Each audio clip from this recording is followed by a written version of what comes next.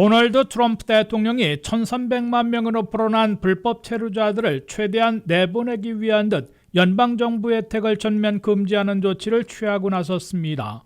But how many of them are being paid? I mean, maybe millions of them, but it's a total fraud.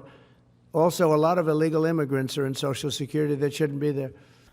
트럼프 대통령은 말하라고 해서 백악관에 복귀한 19일 밤 대통령 행정명령에 서명하고 불법 체류자들에 대한 모든 연방 지원을 중단하라고 각 정부 부처와 기관들에 지시했습니다.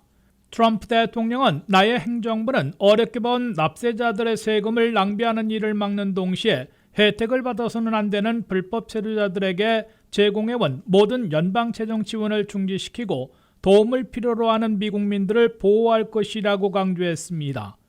트럼프 대통령은 이번 행정명령으로 전임자인 바이든 시절 4년간 불법 체류자들에게 지출한 4,510억 달러를 중단시켜 절약하겠다는 목표인 것으로 팍스뉴스 등 미 언론들은 전하고 있습니다. 트럼프 대통령의 이번 행정명령으로 불법 체류자들은 이제 의료지원, 특히 응급치료까지 연방 차원의 도움을 받지 못하게 됐습니다.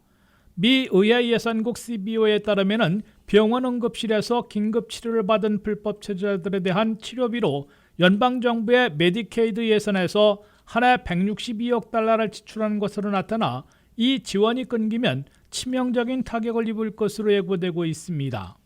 FEMA 연방긴급재난관리청은 허리케인을 비롯한 자연재해 이재민들 가운데 불법 체류 신분일지라도 대피시설을 이용하고 구호물자를 사용할 수 있도록 10억 달러를 지출한 것으로 나타났습니다.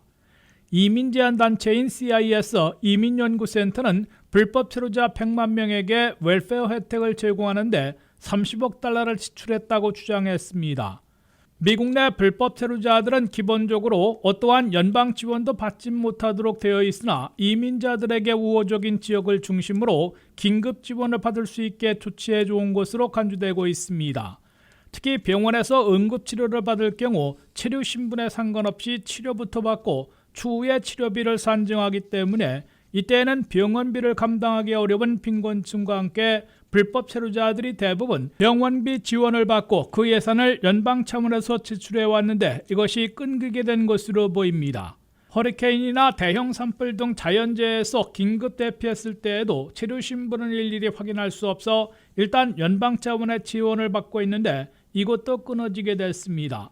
현금 보조, 식료품과 렌트비, 의료비 보조 등 웰페어 혜택은 영주권자도 그린카드 취득 후 5년 안에는 받을 수 없게 돼 있는데 일시치료 허가자들이 대거 받아와 이번에 중지 대상에 포함된 것으로 해석됩니다.